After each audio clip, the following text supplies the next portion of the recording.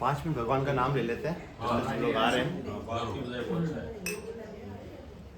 हम यहाँ पे जो उद्देश्य से आए हैं वो हमारा उद्देश्य पूरा होना चाहिए। तो ये चर्चाएं तो क्या है, जिंदगी भर करनी है, पूरे दिन भर करनी है, हफ्ते में 7 दिन करनी है। 7 दिन हमने 1 घंटा डिसाइड किया है कि हम कृष्ण के बारे में सुनेंगे।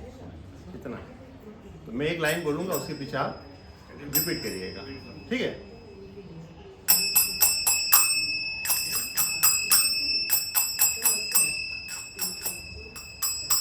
जय राधा माधव कुंज बिहारी,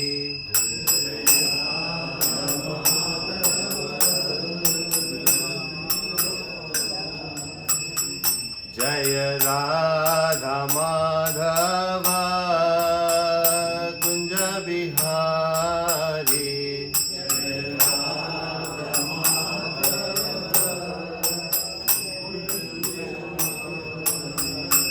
जय गोपी जन वल्लभ गिरिवरधारी,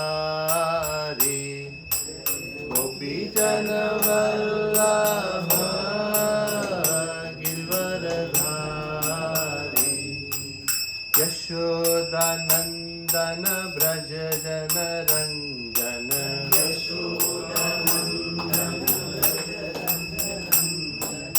यशोदा नंदन ब्रज जन रंजन,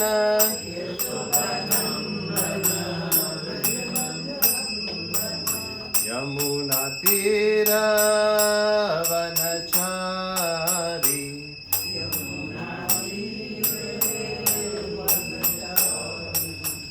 यमुना तीर वनचारी,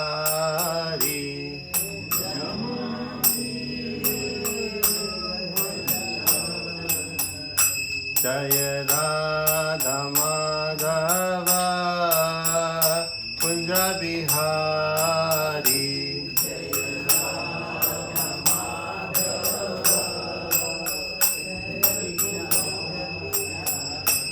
जय राधा माधव कुंज बिहारी,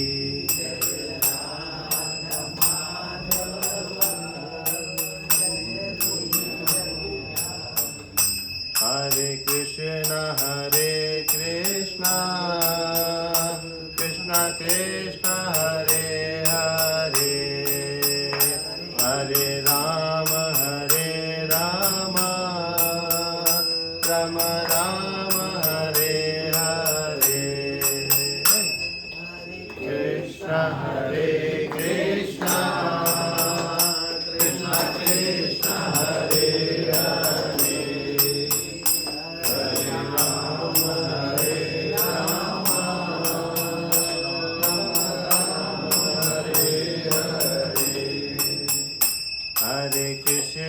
हरे कृष्ण कृष्ण कृष्ण हरे हरे, हरे राम राम राम हरे हरे, हरे कृष्ण कृष्ण कृष्ण कृष्ण हरे हरे, हरे राम राम राम हरे हरे, हरे कृष्ण कृष्ण कृष्ण हरे हरे, हरे राम राम राम हरे हरे, हे कृष्ण कृष्ण कृष्ण कृष्ण हरे हरे, हरे राम राम राम हरे हरे, जय जगन्नाथ बलदेवा सुभद्रा मैया, जय सुदर्शन देवा, जय जगन्नाथ बलदेवा सुभद्रा मैया जय सुदर्शन देवा जय राधे श्याम राधे श्याम राधे श्याम जय राधे श्याम जय राधे श्याम राधे श्याम राधे श्याम जय राधे श्याम जय ललिता विशाखा जय हो राधे श्याम ललिता विशाखा जय हो राधे श्याम ललिता विशाखा जय हो राधे श्याम ललिता विशाखा जय हो राधे श्याम जय कृष्ण बलराम कृष्ण बलराम जय हो वृंदावन राम जय कृष्ण बलराम कृष्ण बलराम जय हो वृंदावन राम निताय गौरा हरि बोल हरि बोल हरि बोल निताय गौर हरि बोल हरि बोल हरे कृष्णा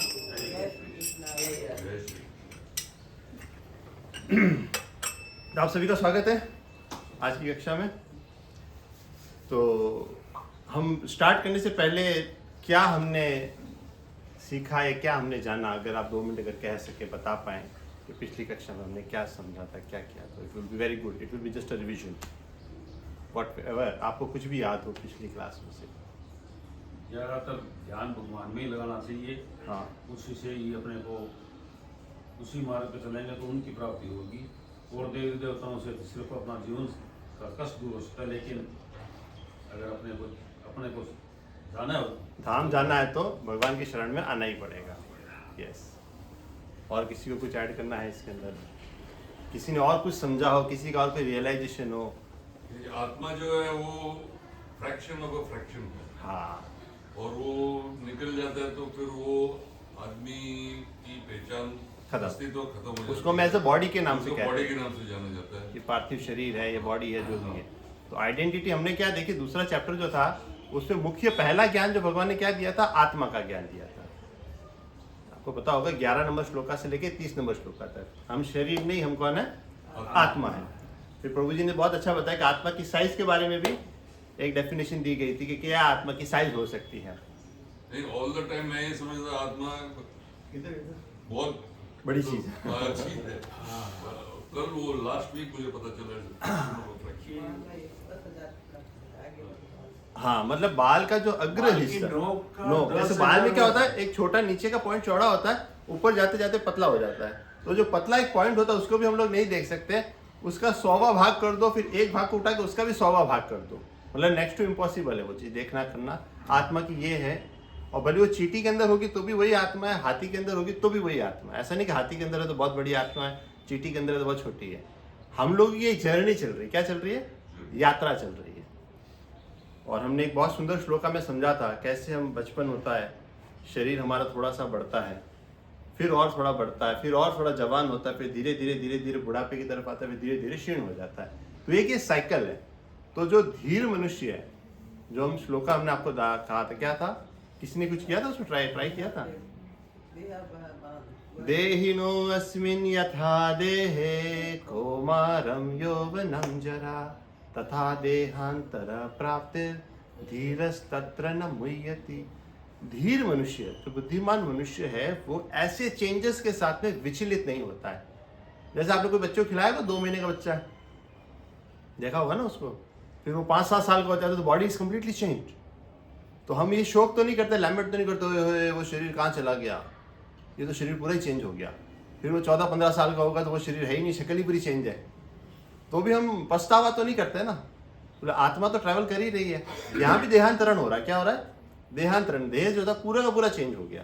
फिर वो जवान होगा तो भी कंप्लीट चेंज, अब बूढ़ा हो गया तब भी चेंज। अब आज आप अपनी शक्ल देखो और 2 महीने के बच्चे की अगर फोटो आप अपनी खुद की देखो तो आपको कोई नहीं कह सकता कि ये वही इंसान है।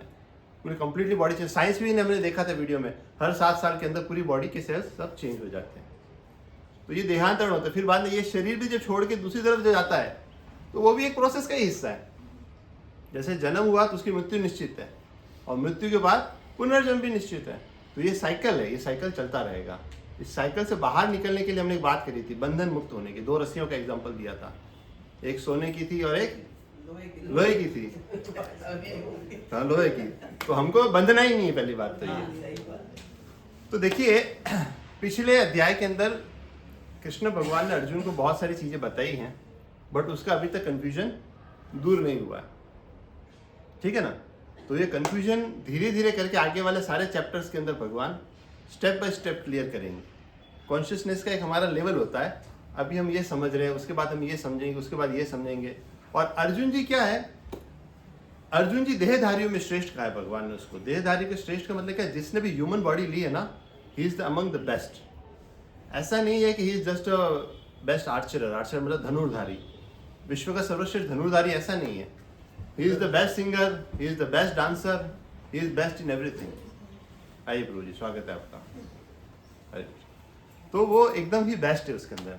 अर्जुन जी यहाँ पे जो भी प्रश्न पूछेंगे ना, वो हमारे बिहाफ पे पूछा जा रहा है। जैसे मैंने आपको पहले इंट्रोडक्शन सेशन में ही कहा था, भगवत गीता किसके लिए कही गई है, मेरे लिए कही गई है, और किसी के लिए। अर्जुन जी सिर्फ एक माध्यम है। और मैं कौन हूँ? नहीं मैं कौन हूँ? आत्मा। नहीं मैं नहीं, बात सही है। भगवान ने बताया है, लेटर लिया है, और मैं उस लेटर को पोस्टमैन की तरह लेके आया हूँ। और मेरा काम क्या है, सिर्फ उसको बताना उसके अंदर क्या है क्या नहीं है, कितना हमको अपनाना है, कितना हम हमारे जीवन में लेंगे, ये हमारी इंडिविजुअल चॉइस होती है। भगवान लास्ट में अध्याय में अर्जुन जी को भी यही कहेंगे, मैंने जो बताना था वो बता दिया, अब जो तुम्हारी इच्छा है वो तुम करो। बंधन में नहीं डालते भगवान कभी भी, अपनी एक स्वेच्छा होती है, हमें क्या करना है क्या नहीं करना, रास्ता कौन सा अपना, ये हमारी चॉइस होती है जिंदगी में हमेशा। वरना अगर ऐसी होते तो बंदा बंदूक की नोक पे डाका दे, ले हरे कृष्णा महामंत्र करना चालू कर, माला करनी चालू कर, ऐसा कुछ नहीं है। भगवान ने पूरी लिबर्टी के साथ हमको दिया है, स्वेच्छा हमारी है, हमें क्या करना है क्या नहीं करना है। बस ये है कि जो भगवान ने जो चीज़ कही है, एक बार हम उसको सुन ले, समझ ले और ट्राई कर ले कि ये कितना हमको अपनाना है, कितना हमको नहीं। जितना ज़्यादा अपनाएंगे उतनी अच्छी बात है, उसमें कोई दिक्कत नहीं है। हमें ये अपने हिसाब से, अपने कॉन्शियसनेस के हिसाब से हमें ये ट्राई करना है। तो हम स्टार्ट करते हैं। आज का हमारा टॉपिक क्या है? कर्मयोग। अभी तक हमने कितने सेशन कर लिए हैं? 3 किए थे। सबसे पहले हमने किया था इंट्रोडक्शन किया था, जिसमें हमने महिमा जानी थी, बड़े बड़े लोग भगवत गीता के बारे में क्या कहते हैं, उसकी इंपॉर्टेंस क्या है। फिर शंकराचार्य जी ने जो बताया था गीता महात्म्य, उसके सारे श्लोक हमने समझे थे, क्यों पढ़े हम भगवत गीता, क्या करना, वो सब हमने पहले हमें देखा था। दूसरे के अंदर हमने क्या देखा था? अर्जुन विषाद योग। मतलब पहले बाद में अर्जुन जो था पूरा कंफ्यूजन में आ गया था। दुर्योधन ने पहले बता दिया था मेरी सेना में ये लोग हैं, वहाँ ये लोग हैं, उसकी सब पॉलिटिकल एजेंडा भी समझ में आते। फिर अर्जुन जो था बोला मेरे रथ को दोनों सेनाओं के बीच में लेके चलिए। फिर दोनों ले जाओ, नीचे लेके जाते हैं तो फिर वहाँ पे पलटी खा जाते हैं। आए तो थे युद्ध करने के लिए, फिर यूटर्न मार गए, बोले सामने तो रिश्तेदार है, दादा है, गुरु है, कैसे बांध चलाऊंगा। तो धर्म 2 होते हैं ना, जो हमने पिछले में देखा, एक आत्मा का धर्म, एक शरीर का धर्म। तो वो कन्फ्यूजन में आ गया। हमारे जीवन में भी बहुत सारे कन्फ्यूजन होते हैं, हर जगह पे होते हैं। तो उस कन्फ्यूजन को दूर करने के लिए भगवान ने भगवत गीता कहनी शुरू करी। फिर आ जाते हैं सेकंड चैप्टर के अंदर। सेकंड चैप्टर में क्या हुआ था? अर्जुन जी पहले अध्याय में सब अपने लॉजिकल रीजन दे रहे थे, ये करूंगा तो सही, ये करने से ये सही, ये करने से ये पाप लगेगा, ये करने से ये होगा। सेकंड अध्याय में क्या होता है? 7वें श्लोक के अंदर ही गेट सरेंडर्ड। सरेंडर का मतलब शरणागति। वहां पर जो रिलेशनशिप था उनका, जो दोस्ती वाला था पहले, वो दोस्ती वाला रिलेशनशिप कन्वर्ट होके हो गया गुरु और शिष्य में। अब वो जो पूछेगा तो उसकी जो टोन होगी ना, जैसे हम दोस्त से बात करते हैं तो एक अलग लेवल से टोन से बात करते हैं, हम किसी गुरु से बात करते हैं तो हमारा एक टोन अलग हो जाता है। एक मानना है हमको उनको सुनना है, हमें कुछ जानना है। तो ये भगवत गीता भी हमें यही सिखाती है कि हमें भगवत गीता समझनी है तो हमारा मूड क्या होना चाहिए, what should be our mood, हमें किस प्रकार भगवत गीता को श्रवण करना ताकि वो हमारे अंदर उतरे। फिर बाद में आगे चले तो भगवान ने आत्मा का ज्ञान दिया पहले कि तुम शरीर नहीं, तुम आत्मा हो, तुम उठो युद्ध करो। फिर सकाम कर्म योग बताया, तुम ये करोगे तो भी फायदा, ये करोगे तो भी फायदा। जीत गए तो धरती का राज भोगोगे, और मर गए तो स्वर्ग मिलेगा। हाँ, तो बोले दोनों साइड तुम्हारा तो एंजॉयमेंट है, तुमको तो कहीं पे भी लेमेंट करने की कोई जरूरत ही नहीं है। फिर बाद में निष्काम कर्म योग के ऊपर आया था, कर्म करो और फल की इच्छा मत करो, सब कुछ भगवान को दो। कर्मण्येवाधिकार अस्ति भी श्लोक हमने देखा था। फिर उसके आगे आता है बुद्धि योग, स्थित प्रज्ञा, आपको याद होगा, स्टेबल इंटेलिजेंस, उसके बारे में भी कहा था भगवान ने। तो यहाँ चलते चलते फिर हम आ जाते हैं अब नेक्स्ट अध्याय के अंदर। यहाँ पे सब समराइज फॉर्म में था, अब इसी की चर्चा आगे चल के डिटेल में अब आगे अध्याय में 18 अध्याय तक यही सब कॉन्सेप्ट धीरे धीरे आगे चलेंगे। तो पहला ही हमारा इसका नाम है कर्म योग। योग का मतलब to get connected to Krishna, और कर्म के माध्यम से हम भगवान से कैसे कनेक्ट हो सकते हैं उसके बारे में ये चीज हम इसमें जानेंगे। ये वही मैंने आपको जो समरी बताई थी, पहले था ऑब्जर्विंग द आर्मीज, किस तरीके से वो दोनों सेनाओं का निरीक्षण होता है पहले अध्याय के अंदर। फिर वहाँ पे उसको जो कन्फ्यूजन्स होता है ये होता है। फिर बाद में ये लैमेंट करने लग जाते हैं, मतलब रोने लग जाते हैं लिटरली, और धनुष बाण एक साथ रख देते हैं। उसके बाद में वो सारे रीजन देते हैं कि मुझे युद्ध क्यों नहीं करना है। फिर बाद में हम आ जाते हैं, फिर वो अर्जुन जो होते हैं भगवान श्री कृष्ण को सरेंडर करते हैं। फिर यहाँ से सेकंड चैप्टर से भगवत गीता हमारी शुरू हो जाती है। ये रूपरेखा हो गई। अब हम शुरू करते हैं हमारा आज का टॉपिक, कर्म योग। तो देखिए, कोई भी चैप्टर समझने से पहले तो उसको हम एक डिविजन्स में बांट देते हैं, सेक्शन वाइज। सेक्शन वाइज बांटने से क्या होता है, हमें पता चलता है मैं इसके अंदर क्या समझने वाले हैं।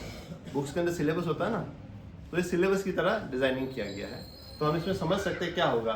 पहले 2 श्लोका के अंदर हम देखेंगे अर्जुन का कंफ्यूजन है। वो पूछ रहा है कि ना, क्या मैं कर्म करूं या कर्मों का त्याग करके सन्यासी बाबा या कुछ जंगलों में चला जाऊं, या जो भी करना। भाई आपने कहा ना बुद्धि हो गए, तो भाई ध्यान लगा के ये प्राणायाम करके अपने आप को वही कर लूं, ये सब करने की जरूरत ही क्या है। वो यहाँ पे कंफ्यूजन है। 3 से 9 में हम देखेंगे कि अर्जुन के लिए कर्म करना है वो ज्ञान से ज्यादा कैसे उसके लिए श्रेष्ठ है, क्योंकि हमारे पास हर एक के पास एक प्रिस्क्राइब ड्यूटी होती है जो उसका नियत धर्म है। जैसे पुलिस वाला है, पुलिस वाले का एक नियत धर्म है। वो पुलिस वाला अगर अपना नियत धर्म नहीं निभाएगा तो समाज में अराजकता फैल जाएगी। तो हर एक के पास में अपनी प्रिस्क्राइब ड्यूटी होती है। वो कर्म के माध्यम से भगवान हमको समझाएंगे। कर्म को छोड़ना नहीं, ये भगवान हमको क्लियर कहेंगे इसके अंदर। फिर कैसे हम कर्म कांड से कर्म योग की तरफ जा सकते हैं, 10 से 16 श्लोक में आएगा। 17 से 35 में आएगा निष्काम कर्म योग होता है एक उदाहरण, समाज के लिए उदाहरण स्थापित करने के लिए। फिर बड़े बड़े राजाओं को उदाहरण देंगे, जैसे हम कैसे यहाँ पे एग्जाम्पल के द्वारा चर्चा करते हैं, तो कृष्ण भगवान जो होते हैं वो भी उदाहरण देके चर्चा करेंगे यहाँ पे। फिर सबसे बड़ा जो शत्रु होता है वो लस्ट होता है, काम। वो कहाँ रहता है, क्या करता है, कैसे उस पर विजय प्राप्त की जाए, ये सब हम इसके ऊपर चर्चा करें। तो चलिए हम आज शुरू करते हैं पहला श्लोक। यहाँ पर ओपनिंग बैट्समैन कौन है आपको पता है? पहले में कौन ओपनिंग बैट्समैन थे? फर्स्ट चैप्टर में धृतराष्ट्र थे, वेरी गुड। सेकंड में संजय जी थे। अब तीसरे चैप्टर में पहला श्लोक का कौन बोल रहे हैं? अर्जुन जी बोल रहे हैं। अब याद रखिएगा ये सब बातें, ठीक है? तो चलिए कौन रीड करेंगे ये? अर्जुन ने कहा, हे जनार्दन, हे केशव, यदि आप बुद्धि को सकाम कर्म से श्रेष्ठ समझते हैं तो फिर आप मुझे इस घोर युद्ध में क्यों लगाना चाहते हैं? अगेन कंफ्यूजन, वही स्टेटस जो उसका कंफ्यूजन का था वापस यहाँ पे चल रहा है। अच्छा, यहाँ पे एक एक शब्द बहुत इंपॉर्टेंट है। जनार्दन, जनार्दन मतलब होता है जो जन समुदाय होती है उसकी रक्षा करना, उसका पालन करना। तो भगवत गीता में जब जब जो जैसे भगवान के बहुत सारे नाम है, हर श्लोका के अंदर एक कोई नाम आता तो उसका वहां पर कुछ रिजेम्बलेंस है। ऐसा क्यों कहा गया? वो जन का तो पालन करने वाला है जनार्दन। तो ऐसा महान युद्ध में तुम मुझे लगाओगे तो यहाँ पे दोनों साइड की सेनाएं, कितना खून खराब होगा, कितने सारे लोग मर जाएंगे। आप समझ, इतने घोर युद्ध में आप क्यों लगाना चाहते हैं? जब आप खुद ही कह रहे, क्या कह रहे हैं? सकाम कर्म से श्रेष्ठ बुद्धि को, मतलब बुद्धि होगा, उन्होंने पिछली बार समझाया था। तो ये अगेन कंफ्यूजन है, कर्म करूं या कर्मों को पूरा त्याग दूं, ये उसका मेंटल स्टेटस अभी चल रहा है। सेकंड पे आ जाइए। कोई और पढ़ेंगे? आपके व्यामिश्रित अनेकार्थक उपदेशों से मेरी बुद्धि मोहित हो गई है, अतः कृपा करके निश्चय पूर्वक मुझे बताएं कि इनमें से मेरे लिए सर्वाधिक श्रेयस्कर क्या होगा। व्यामिश्रित, व्यामिश्रित मतलब अनेक अर्थ, मैनी मीनिंग्स।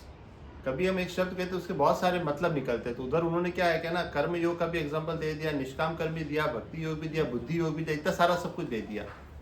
तो इतना सारा सब कुछ देने कहते हैं, इतना सारा जीबी डाउनलोड एक साथ हो जाता है, कंप्यूटर हैंग हो जाता है ऐसे। तो अर्जुन जी भी इतना समझ नहीं पा रहे थे कि अब इसको कैसे समझा जाए। तो वो क्लियरली कह रहे हैं, क्या कह रहे हैं? अब निश्चय पूर्वक मेरे लिए बताएं कि what will be the most beneficial for me. मेरे लिए क्या, देखिए क्या दुनिया में 2 चीजें होती है, एक तो हम खुद डिसाइड करते हैं कि मेरे लिए क्या सही है, और एक उस फील्ड का एक्सपर्टीज होता है, वो डिसाइड करता है कि आपके लिए क्या सही है। इसीलिए गुरु और शिष्य का ये रिश्ता बनाया गया है। हर चीज सॉल्यूशन हम हमारे हिसाब से नहीं ला सकते। जैसे हमने छोटा सा एग्जांपल पिछली बार चर्चा किया था, कान में दर्द हो रहा है, कमर में दर्द हो रहा है, सारे नुस्खे हमने अपना लिए। पहले तो 15-20 दिन तक हमने कोई दवाई नहीं ली, कोई सोचा ही नहीं इसके बारे में। फिर महीना भर बीता तो फिर थोड़ा बहुत घरेलू नुस्खा किया।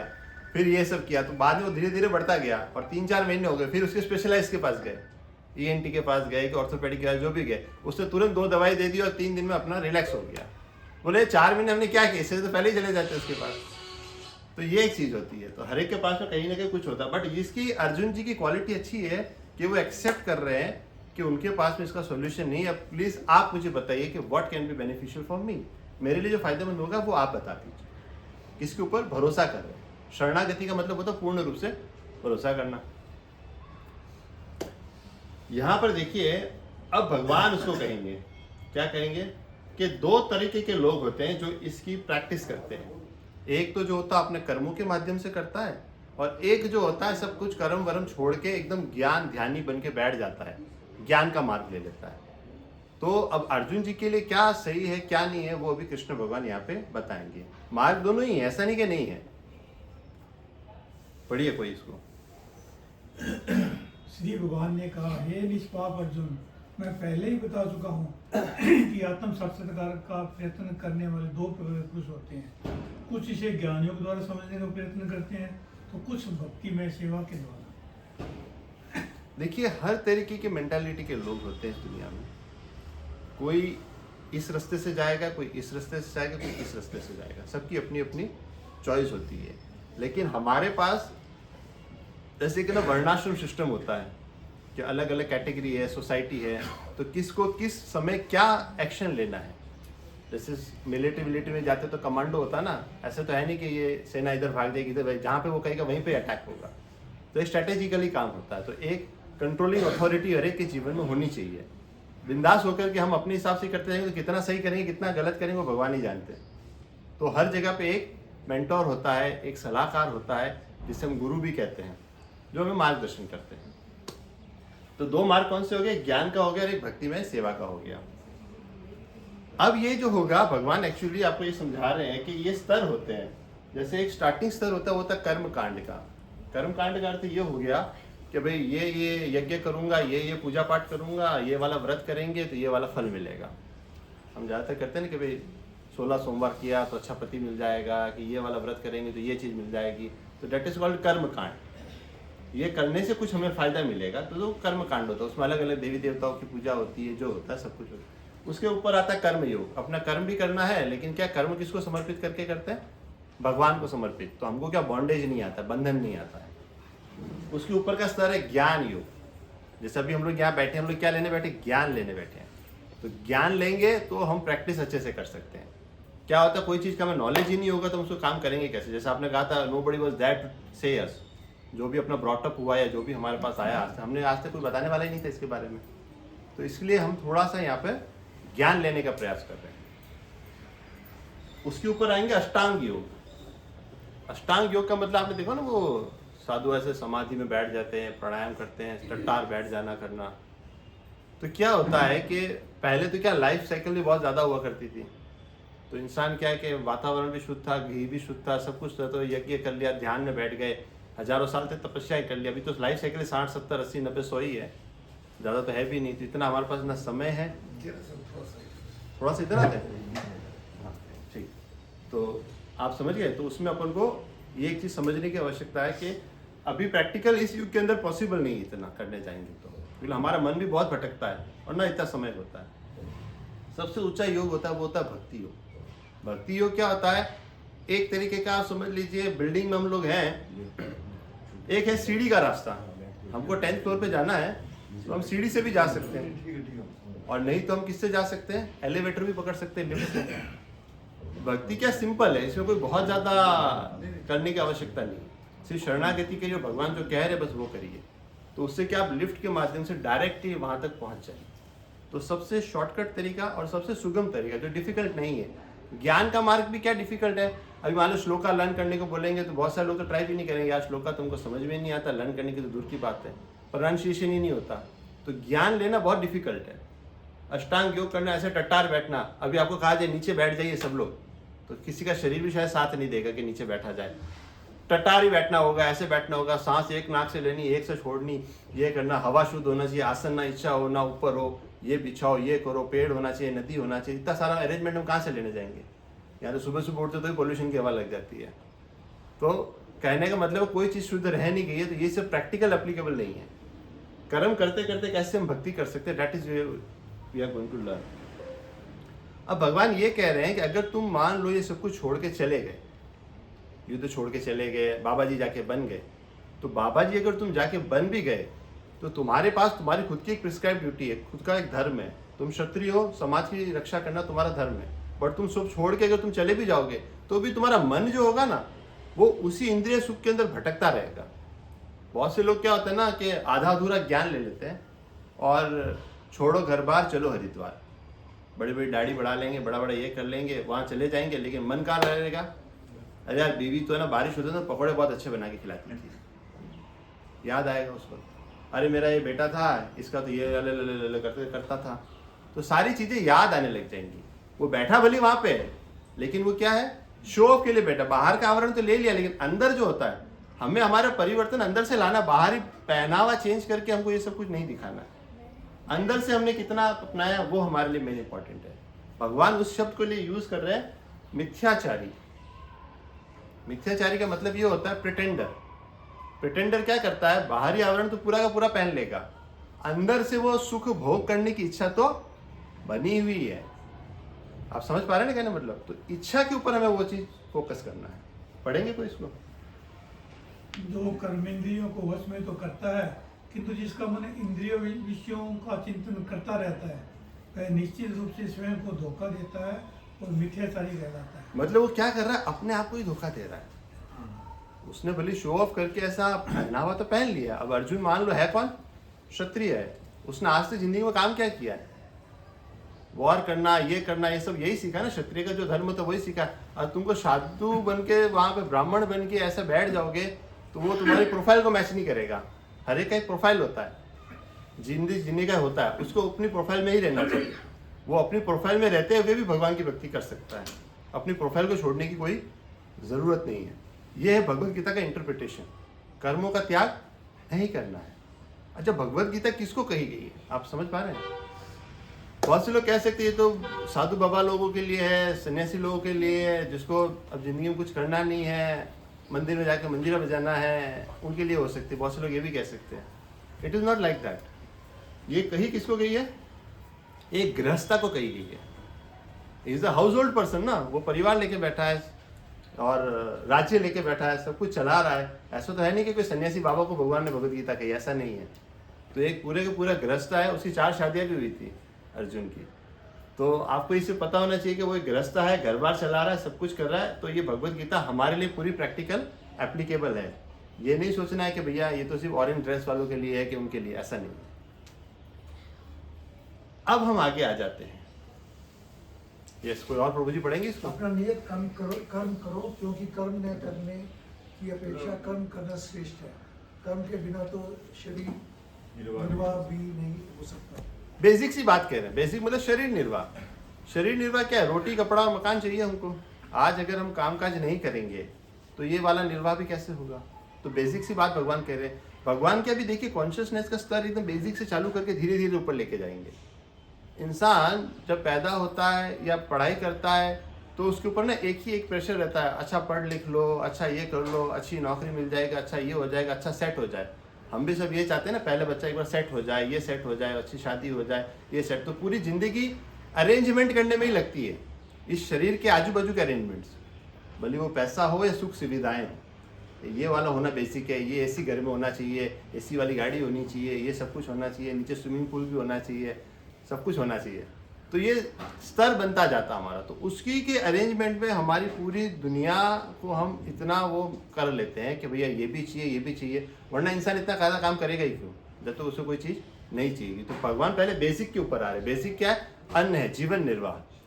बाकी सब लग्जरी होती है, सबसे बेसिक क्या है? अन्न चाहिए हमको। तो आज भगवान अन्न के ऊपर आपको यहाँ पर लेके आने वाले हैं। आपको सबको समझ में आ रहा है ना बराबर से?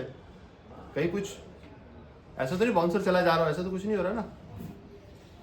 एक बात बोलूंगा। यस। आप बोले ना रोटी कपड़ा और मकान चाहिए, अभी एक ऐड हो गया, मोबाइल भी चाहिए। सही बात है। नहीं, मैं और एक ऐड करूंगा, वाईफाई चाहिए। मोबाइल क्या काम का बिना वाईफाई के? आजकल कहते हैं कि जोक आया था कि घर में आए तो पहले उसको चाय शरबत वगैरह जो भी आप पूछो, उससे पहले आप उसको बोलिए कि आपको हमें हमारा ये लिए, हमारा इंटरनेट का पासवर्ड ये है। वो सबसे बड़ी सुविधा आज के लिए। और सेलिब्रिटी की इनमें तो क्या नेटवर्क आता नहीं, ज़्यादातर तो वाईफाई भी कॉलिंग करते हैं, वाईफाई बंद हो जाए तो पूरे ग्रुप में आता है एयरटेल का वाईफाई चल रहा है कि नहीं चल रहा है, चल रहा है कि नहीं चल रहा, तो इंसान रह ही नहीं पाता। तो it is become necessity. Necessity कैसे बन गई, क्योंकि बहुत सारी हमारे बेसिक सुविधाएं सब इसके अंदर घुस गई। बैंकिंग देख लो तो इसके अंदर घुस गया, सोशल मीडिया देख लो, किसी से ग्रुप में टच रहना है, अभी हम यहाँ पे जो मैसेज भी डालेंगे तो कहाँ डालेंगे, व्हाट्सएप में डालेंगे, बिना इंटरनेट के तो व्हाट्सएप चलेगा ही नहीं। तो एक हमारे जीवन का अभिन्न अंग बन चुका है वो चीज़। फिर भी उसके अंदर आसक्त नहीं होना, भगवान हमें ये सिखा रहे, यूज भली करो, ऐसा ना नहीं कह रहे भगवान को उसको यूज मत करो, जो चीजें मिले सब यूज करो, सबको भगवान की सेवा में यूज करो, then we can purify that. ठीक है, अपना नियत कर्म करो, शरीर निर्वाह की बात कर रहे भगवान। ये बहुत ही इंपॉर्टेंट श्लोक है यहाँ पर 3.9, यज्ञार्थात् कर्मणो अन्यत्र लोकोयं कर्म बंधन तदर्थम कर्म पंथये मुक्त संग समाचर। अब मैंने पिछले चैप्टर में बताया था 2 तरीके की रस्सियां थी, कौन कौन सी थी रस्सियां, कौन कौन सी 2 रस्सियां बताई थी एग्जाम्पल में, एक लोहे की और एक सोने की थी ना। तो बंधना तो हमको है ही नहीं। अगर हम कोई अच्छा काम किया तो वो पुण्य हो गया, और कोई बुरा काम किया तो क्या हो गया, पाप हो गया। पाप हो गया तो भी हम बंधन में आ गए, पुण्य हुआ तो भी हम बंधन में आ गए।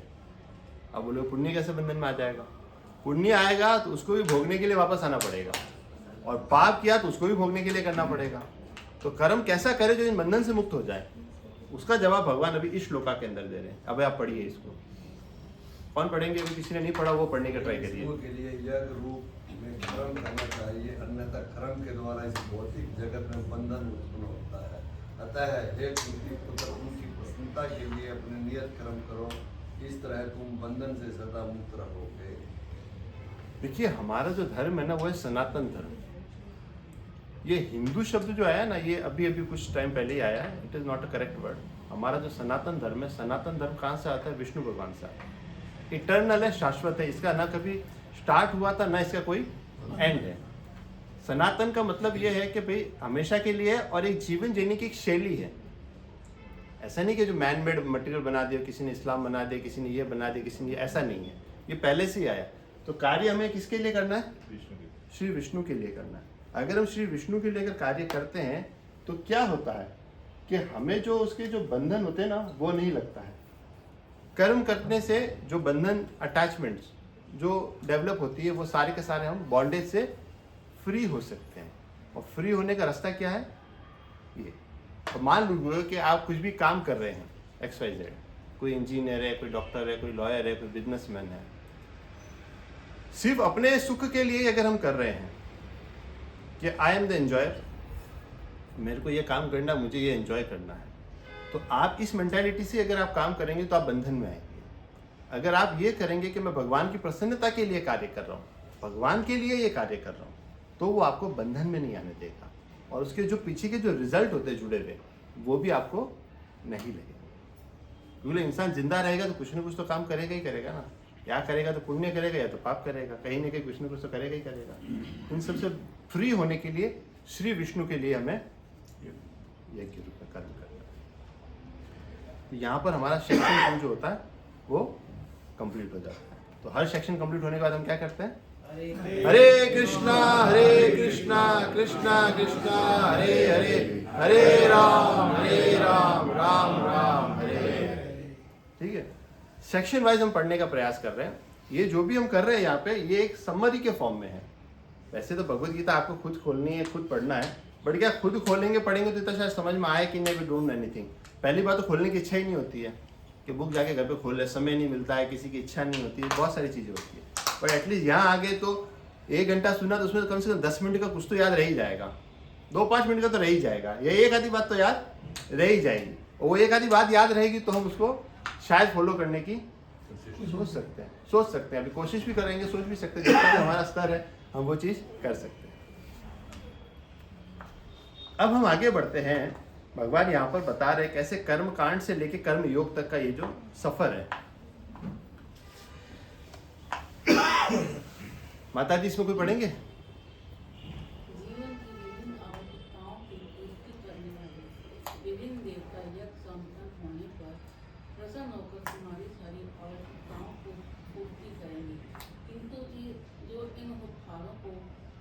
को अर्पित किए बिना मांग भोगता है वह निश्चित रूप से चोर है। देखिए ये क्या है, निश्चित रूप से चोर है। ये मैं नहीं कह रहा, ये कौन कह रहे हैं? भगवान कह रहे हैं। देखिए क्या हो सकता है कि हम जो भी ये चीज़ आज डिस्कशन करने बैठ रहे हैं, किसी को हो सकता अच्छा लगे, किसी को हो सकता बुरा लगे। पहले मैंने सोचा था ये वाला सेक्शन थोड़ा सा स्किप कर देता हूँ, इसके आगे वाला श्लोका और थोड़ा खतरनाक आने वाला है, तो पहले मैंने सोचा थोड़ा सा स्किप कर देते हैं, क्या पता किसी को बुरा लग जाए कर जाए। फिर मैंने कहा हम तो पोस्टमैन है, it is not our duty, हमारा काम है जो बोला वो एज इट इज़ कह देना। अब किसको अपने ज़िंदगी में कितना अपनाना है, नहीं अपनाना है, उसकी पर्सनल चॉइस के ऊपर आएगा। ये हमने तो बोला नहीं है ना, हाँ, वो तो कृष्ण ये भगवान ने बोला है, तो मेरा काम क्या है जो भगवान। तो गलत हो नहीं सकती। हाँ, अब बस यही अब बात। इस पे विचार करेंगे ना भाई, भगवान ने, मनुष्य ने तो बोला नहीं है, भगवान ने बोला है, वो बात तो सही है। एक्चुअली क्या इतने सारे जो ग्रंथ होते हैं ना, ये जो श्लोक है ना, हाँ। विचार करने योग्य श्लोक है। विचार करने की। इसका मर्म को जानने की जरूरत है। हाँ। तो अब हम यही प्रयास करेंगे इसमें ये तो वाले आदमी क्या बोलेगा, चोर बोल दिया। हाँ, वो तो उन्होंने बोला, आपने थोड़ी बोला वो है। समझने की अब है ना। समझिए। हाँ। तो क्या होता है, भगवान एक कॉन्शियसनेस हमारी जो है उसको बता रहे हैं कि क्या होता है कि हम प्रोप्राइटरशिप जल्दी लेके आते हैं हमारे अंदर, मालिकाना हक। मान लो ये फ्लैट है, ये दस्तावेज है, मैंने पैसा कमाया, मैंने दस्तावेज करके अपना बना लिया, तो मालिकाना, वहाँ पे ज़मीन खरीदी, मैं उसका मालिक हो गया। ये अरे ज़मीन तुम्हारी थोड़ी थी, भगवान की दी थी, तुमने तो खाली थोड़ा सा अरेंजमेंट किया, पैसा कमाया, तुमने उसको ले लिया। जैसे अभी मैं एक एग्जाम्पल देता हूँ कि हम कभी हरिद्वार जाते हैं या कोई गंगा जी में नहाने जाता है, कुछ भी करता है, तो वहाँ पे अपना आधा अंदर जाके ऐसे देखते हैं, पानी ऐसे लेते हैं, फिर सूरज भगवान को ऐसे चढ़ा देते हैं, कर देते हैं ना, तो कहते हैं तेरा तुझको अर्पण क्या लागे मेरा। वो पानी किसका था? वो तो भगवान का ही था। वहीं से चुल्लू उठाया और ऐसे करके ऑफर कर दिया, वापस वहीं चला गया। आपका क्या था? कुछ नहीं था। यही फिलॉसफी हमारे जीवन के अंदर चल रही है। हम कुछ XYZ काम करते हैं, उसके अपने आप को बहुत पीठ थपथपाते हैं, मैंने ये अचीव कर लिया, मैंने ये टारगेट ले लिया, मैंने ये कर लिया, मैंने वो कर लिया। होता क्या है, अहम की पुष्टि करते हैं। कृष्ण के लिए तो किया नहीं, खुद के लिए क्या है तो अहंकार ही पैदा होगा, और भगवान के लिए करेंगे तो अहंकार और बॉन्डेज पैदा होगा नहीं। तो हम जो भी करते हैं भगवान की सेवा के लिए करते हैं। अब यहाँ पर ये शब्द आता है, क्या आता है, बहुत बड़ी समझने की बात है। क्या होता है, हमें जो कुछ भी मिलता है, ये जो भी नेचुरल रिसोर्सेस है, जैसे भी हम यहाँ लाइट चला रहे हैं, AC चलाएंगे, TV चलाएंगे तो लाइट बिल आ जाएगा, आ गया, रिसोर्सेस को यूज़ किया। बाहर सूरज भगवान इतनी बढ़िया रोशनी दे रहे हैं, कभी बिल भेजा आपको? कभी नहीं भेजा। तो आपने चीज़ सोचा ही नहीं, उनको थैंक यू तो बोलना पड़ेगा ना एक बार। भगवान ने इतना दिया। अच्छा, ऑक्सीजन है, इतना सारा हवा भरा पड़ा है यहाँ पे, हम ऑक्सीजन यूज़ कर रहे हैं, हमने किसी को थैंक यू बोला? नहीं बोला। जब कोविड आया था ना, तो एक ऑक्सीजन की बोतल की वैल्यू पता चल गई थी कि एक ऑक्सीजन की खरीदने जाओ तो क्या वैल्यू मिलती है। तो जब शॉर्टेज आती, कुछ आती, तब हमें उसकी वैल्यू पता चल जाती है। ऐसे तो हम उसको कुछ समझते ही नहीं। जो इजीली मिल जाता ना, उसके ऊपर इंसान ध्यान देता ही नहीं कभी भी। अब क्या हो रहा है, भगवान ये कह रहे हैं कि जिसने तुमको ये चीज़ दिया है उसके प्रति तुम ग्रेटिट्यूड ही नहीं लो। ग्रेटिट्यूड का मतलब थैंकफुलनेस। अगर आपके अंदर थैंकफुलनेस नहीं है, कृतज्ञता नहीं है, तो आप क्या है? चोर है। आप उनको अर्पित तो कर नहीं रहे हो, खुद के लिए एंजॉय कर रहे हो, तो आप क्या कर रहे हो? चोर है। अब इसके और आगे बढ़ते हैं समझने के लिए। ये सिर्फ एक एंजॉयमेंट का मैंने डाला है कि लोग अपने एंजॉयमेंट के लिए मान लीजिए रेस्टोरेंट चले गए, ये भोग करना है, वेज खाएगा, नॉन वेज खाएगा, जो भी करेगा, और वो सब क्या है, भगवान की दृष्टि में सब चोर की नज़र में आते हैं। अब आ जाते बहुत ही ज़्यादा इंपॉर्टेंट श्लोका, मतलब बहुत ही ज़्यादा इंपॉर्टेंट है ये। इसको समझ लेंगे ना, बहुत सारी चीज़ें सही हो जाएंगी ज़िंदगी के अंदर। ठीक है, इसको हम पहले उच्चारण करने का प्रयास करते हैं। यज्ञशिष्टासिना संतो मुच्यन्ते सर्व किल्बषे भुञ्जते ते त्वतं पापा ये पंचत्यात्म कारणात्। यज्ञशिष्टासिना संतो मुच्यन्ते सर्व किल्बषे। अब इसके अंदर भगवान क्या कहना क्या चाह रहे हैं, पहले हम इसका एक बार अनुवाद पढ़ते फिर इस पे आते हैं। कोई पढ़ेंगे इसको? भगवान के भक्त सभी प्रकार के पापों से मुक्त हो जाते हैं, क्योंकि वे यज्ञ में अर्पित किए भोजन प्रसाद को ही खाते हैं। अन्य लोग जो अपनी इंद्रिय सुख के लिए भोजन बनाते हैं, वे निश्चित रूप से पाप खाते हैं। क्या खाते हैं? अच्छा, आपको पहले ऐसा लगता है, किसी को लगता है कि मैंने जिंदगी में कोई पाप नहीं किया? नहीं, ऐसा लगता भाई मैं पाप ही नहीं किया। बहुत से लोग पूछते भाई मैं जानबूझ के तो नहीं करता, अनजाने में हो जाए तो मेरे को पता नहीं। आंसर ये भी तो हो सकता है भाई जानबूझ के मैं पाप करता नहीं, और अनजाने में भी तो हो सकता है। तो भगवान ये कह रहे हैं यहाँ पे, देखिए इंडिया के अंदर ना बहुत सारे लोग ना ऐसे कॉलर टाइट करते हैं, हम तो वेजिटेरियन है। क्या है? वेजिटेरियन है भैया, शुद्ध सात्विक खाते हैं, शुद्ध सात्विक जीते हैं, ना किसी का बुरा करते हैं ना बुरा सोचते हैं, कुछ नहीं करते। तो मैं तो कोई पाप करता ही नहीं। अब पाप क्या है क्या नहीं है वो भी आप समझ लीजिए। भगवान ये कह रहे हैं कि आपने खाना बनाया और खाना भगवान को भोग लगा के अगर आपने नहीं खाया तो आप क्या खा रहे हैं? पाप खा रहे हैं। ये शब्द मैं नहीं कह रहा हूँ, भगवान कह रहे हैं। तो प्रसाद होता है जब भगवान को जो भोग लगता है ना, ये देखिए आप ये देख रहे हैं शुद्ध सात्विक थाली। अच्छा पहले तो आपको ये पता होना चाहिए कि मांस मच्छी तो दूर की बात हो गई, वो तो भगवान को भोग नहीं लगता। इवन प्याज लहसुन भी भगवान को भोग नहीं लगता। और भगवान जो है बिना तुलसी के कोई भोग को स्वीकार नहीं करते। तो जब ये तुलसी रख के हम अच्छी चेतना से भगवान को लगाते हैं, आपको पता है ये दो शब्द है, एक भोग है और एक प्रसाद है। इसका मतलब पता है डिफरेंस क्या है इसमें? दोनों शब्दों में डिफरेंस क्या है? ભોગ એટલે ભગવાન को ભગવાન को લેના. ચડતા પ્રસાદ એટલે अपने को लेना है. हाँ हाँ वेरी गुड। ભોગ ભગવાન को चढ़ता है। भोग मतलब प्रोसेस होता है जो भगवान को लगाने का, और प्रसाद होता है जो उनको भोग लगने के बाद मिलता है। वेरी गुड वेरी गुड, सब सही है, सब आंसर सही है। भोग होता है, कई बार देखिए ना अपना बहुत से ना पैकेट बूंदी के लिखे होते हैं, उसमें भोग लिखा होता है। तो मेरे को लगता है कैसा है नाड़ी इंसान इसके ऊपर भोग लिख के लिखा है। वो भोग नहीं बेटा, वो प्रसाद है। एक्चुअली क्या इंडिया के अंदर ना नॉलेज नहीं है। अब मैं आपको बताऊं, ये भोग लगा के खाना करना हमारी सनातन परंपरा थी। फिर वो मुगल लोग आ गए, सब कुछ डिस्ट्रक्शन हो गया, हमारे सारे शास्त्र को उन्होंने जला दिया था। हमारी तक्षशिला यूनिवर्सिटी थी, सब कुछ जलाया, 2-4% ही शास्त्र बचे, बाकी हमारे सोने की चिड़िया कही जाती थी। ये सारे सिस्टम हमारे इंडिया में पहले फॉलो होते थे, ऐसा नहीं कि नहीं होता था। बट धीरे धीरे फिर बाद में अंग्रेजों ने राज कर दिया, तो बहुत सारी चीज़ें एडल्टरेटेड हो गई हैं। आप समझ रहे क्या ना मतलब? तो भगवान ने क्या कहा है कि भोग लगा के खाना है। अब भोग क्या लगेगा? मांस मच्छी तो दूर की बात हो गई, इवन प्याज लहसुन भी नहीं लगता है। और लगता कैसे? तुलसी लाल के ही भोग होता है। इसमें 3 चेतनाएं काम करती है। भोग का मतलब आप समझ के जो हम खाना बनाते प्रिपेयर करते हैं, जो भगवान के आगे प्लेट में लगा के सजाया, दैट इज कॉल्ड भोगा।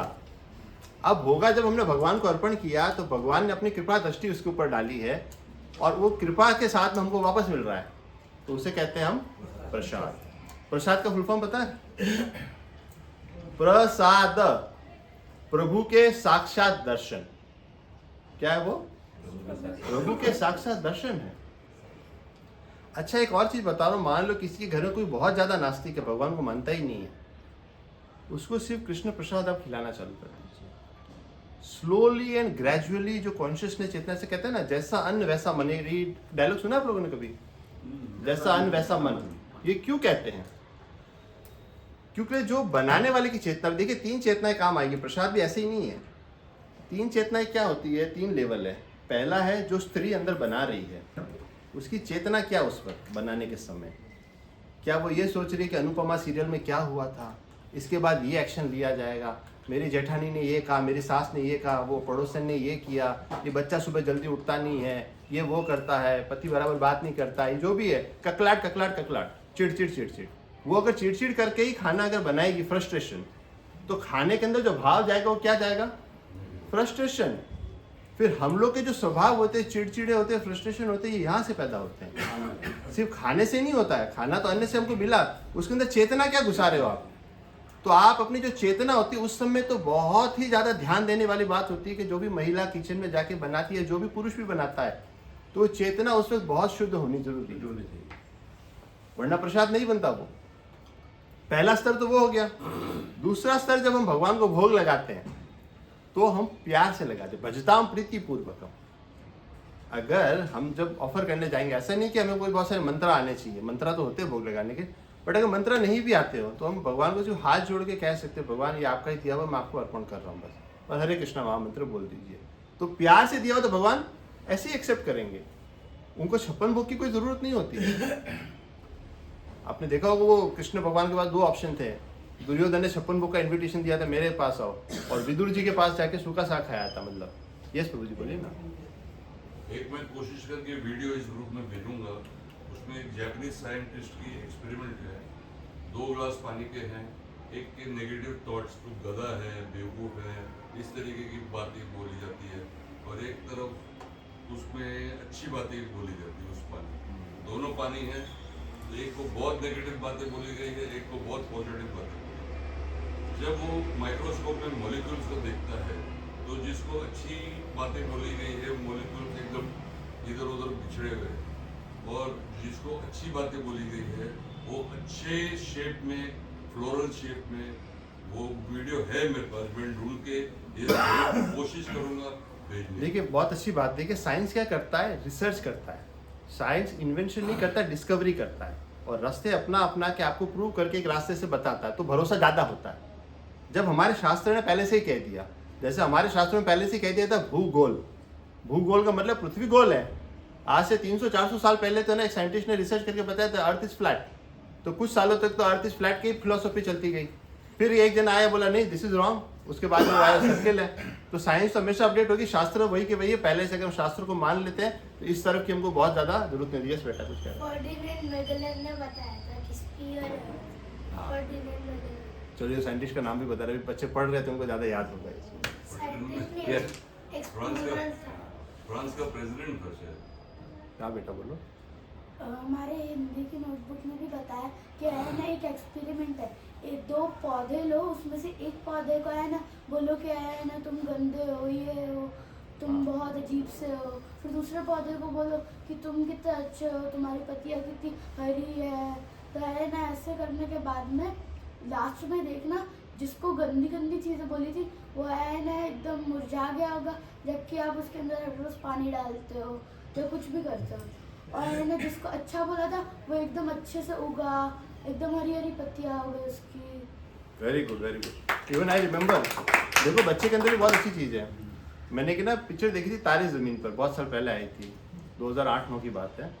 उसमें उसने बताया था कि जो बच्चों को भी हम बड़ा करते हैं, बच्चों को भी रोज रोज हम कोसते रहते हैं, तू गधा है, तू ये है, तू ये है, तो वो वैसा बन जाता है। उसको प्रोत्साहन देना पड़ता है, उसको मोटिवेट करना पड़ता है, अच्छी अच्छी बातें, तो उसके कान में अच्छा अच्छा जाएगा तो अच्छा करेगा, गंदा गंदा बोलेगा तो वही।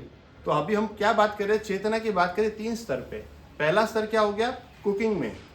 कुकिंग में मानसिकता अगर नहीं समझ में आती तो साइड में कीर्तन लगा दिया, तो कीर्तन सुनते सुनते अगर आपने किया, आपके मन में अच्छे विचार नहीं आते हैं, कोई भी जीवन में प्रॉब्लम चल रही है, कुछ भी चल रही है, तो हमने साइड में कीर्तन लगा दिया, at least we are getting connected.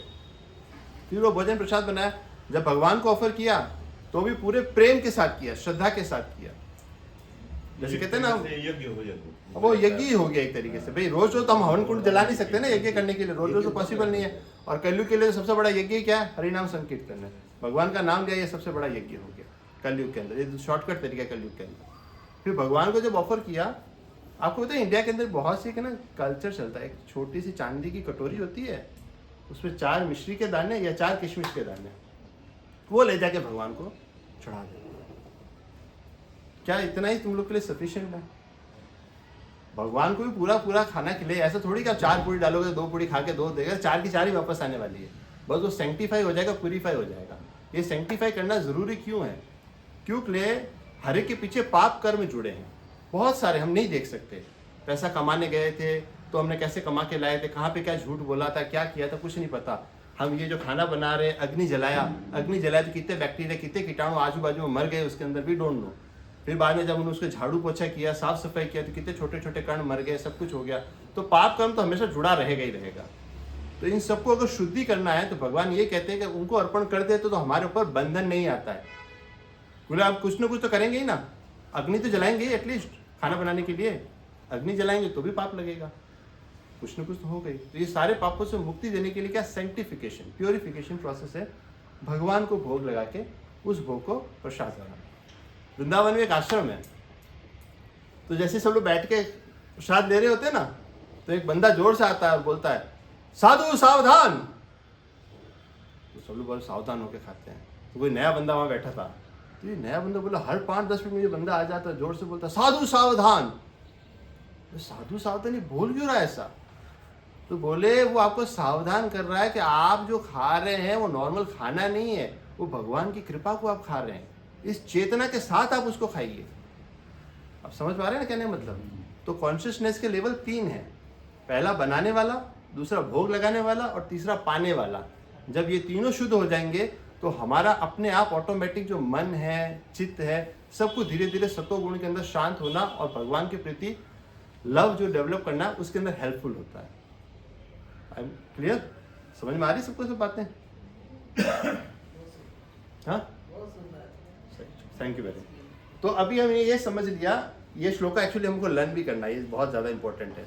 Actually क्या देखिए, संस्कृत लैंग्वेज जो है ना, संस्कृत वो बहुत डिवाइन है, देवों की भाषा है। ये जब जिह्वा के ऊपर आती है ना, इसका भी साइंटिफिक, एक साइंटिस्ट का एक वीडियो मैं आपको बताऊंगा बाद में, एक वाइब्रेशंस हमारे अंदर डेवलप होती है, ट्रांसेंडेंटल वाइब्रेशंस है। वो वाइब्रेशंस उत्पन्न करने के लिए श्लोका उच्चारण करना बहुत ज़रूरी है। न भी आता हो तो मैं आपको ऑडियो भेजता हूँ ग्रुप के अंदर, उसको बार बार सुनिए, बार बार सुनिए। प्रोनाउंसिएशन में दिक्कत है तो कोई दिक्कत नहीं है, सुनने में तो आ सकता है ना। प्रयास भगवान देखते हैं, ये नहीं कहते तुम्हें आता है कि नहीं आता श्लोका। देखिए श्लोका लर्न करने हमको कौन सा सर्टिफिकेट देगा कोई, हवाई करने वाला, हम उसके लिए थोड़ी कर रहे हैं, हम हमारी शुद्धता के लिए कर रहे हैं। तो प्रयास करिए, हर एक चैप्टर में एटलीस्ट एक श्लोका लर्न करने की ट्राई करिए। वो ट्राई करेंगे तो भगवान की प्रसन्नता होगी, भगवान को लगेगा ये बंदा मेरे लिए कुछ तो कर रहा है। कई लैंग्वेजेस संस्कृत से ही आई है, संस्कृत से ही आई है बहुत सारी चीजें। अभी तमिल है, 90% संस्कृत संस्कृत से। लैंग्वेज। ये देवों की भाषा है एक्चुअली, ये देवताओं की भाषा है। तो भाषा तो शिव जी ने लिखी है। हाँ, तो मतलब ये समझना है कि ये जो संस्कृत है बहुत ही ज्यादा डिवाइन है। हम इसको उच्चारण नहीं कर सकते तो पूरे अध्याय में एक श्लोका तो हम पढ़ सकते हैं ना। और मैं जब स्क्रीनशॉट भेजता हूँ ना तो उसमें है ना संस्कृत में भी लिखा होता है, उसको टुकड़े करके इंग्लिश में भी लिखा होता है। मतलब संस्कृत में बहुत बड़ा शब्द होता है तो उच्चारण नहीं होता, कहाँ पे ब्रेक लेना है, उसको ब्रेक कहाँ लेना तो इंग्लिश में पता चल जाता है। अगर आपको इंग्लिश में कंफर्टेबल हो तो नीचे से आप पढ़ सकते हैं उसको। और उसमें भी नहीं हो तो मैं अपना ऑडियो भी भेजता हूँ साथ में कि इसको कैसे हमें प्रोनाउंसिएशन करना है। तो ये थोड़ा सा अगर हम ट्राई करेंगे ना तो अच्छा होगा। और सेकेंडली ये कह रहा हूँ, क्विज बनाने में बहुत मेहनत लगती है, एक्चुअली पीपीटी बनाने में बहुत मेहनत लगती है। अगर मुझे 1 घंटा बोलना है तो उसके लिए कम से कम 20 घंटे की मेहनत चाहिए, मुझे क्या बोलना है क्या नहीं बोलना है। और जब क्विज बनाता हूँ तो उसमें भी बहुत मेहनत होती है। तो आप सबसे हाथ जोड़ के निवेदन है कि क्विज अटेम्प्ट करिए। वो मैंने मेरे लिए नहीं बनाई है, आप लोग के लिए बनाई है, ताकि आप उसको करेंगे तो आपको कुछ अपना गीता को साथ में रख के देख देख के उसको क्विज को भरवा। इसी बहाने गीता तो खुलेगी। ऐसा नहीं कि भाई आपको याद है वो बिना देखे भरना है, ऐसा अपन को बहादुर नहीं बनना है। हाँ, गीता खोलो और देखिए गलत अपन को उसी बहाने याद हो जाएगी गीता। बहुत एग्जाम में बुक्स लेके जाना अलाउड है हाँ। कंपनी में, घर पे आप बुक देख के जवाब दे रहे थे। तो बस ये हमारा हाई लेवल की एजुकेशन चेतना है हमारी शुद्धता करने के लिए और to get connected to Bhagavad Gita. किसी बहाने से तुम खोलें, इस नहीं तो इस बहाने से खोलें, ऐसे तो खुलती ही नहीं है। वो कहते हैं भगवत गीता पढ़ी है हमारे यहाँ। क्या होता है, परीक्षाएं होती है, प्रारंभिक होती है, प्रवेशिका होती है, विस्तार होती है, अलग अलग होती है। तो पहला जो परीक्षा होती है ना वो देख के करने वाली होती है, ताकि आपको उसमें इन्वॉल्व होने को सको। फिर हमारा अपन स्तर अभी आएगा तो पहले बिना बैठे, देखे करेंगे। अभी अपन देख देख ही लिखेंगे, फिर अगला चैप्टर आएगा तब अपन बिना देखे करेंगे। क्विज का आंसर हर गीता में मिल ही जाता है। हाँ, और मैं सिंपल ही बना रहा हूँ, ज़्यादा टफ बना नहीं रहा हूँ, ताकि सिंपल मिले, सबको आसानी से मिल जाए। ठीक है, तो ये हमने आज क्या समझ लिया कि भगवान क्या कह रहे हैं। पहले तो उन्होंने कहा वो चोर है, और दूसरा क्या कहा वो पाप खाता है। तो कोई भी इंसान ये कहता है मैं कभी कोई पाप नहीं करता तो वो गलत ही है, अगर वो भगवान को भोग लगा के नहीं खाता है। वही मैंने आपको कहा कि बाद में लोग अपने आप को कॉलर टाइट करते हैं, हम तो वेजिटेरियन है, वेजिटेरियन। एक्चुअली वेजिटेरियन होना कोई बहुत बड़ी तोप की बात नहीं है। It's not a big deal कि हम वेजिटेरियन है, वो बहुत बड़ी बात नहीं होती है। यस बेटा, We have to Krishna daily. Suspense पहले क्यों खोल देता है बेटा? आने वाले से पहले सस्पेंस खोल देता है।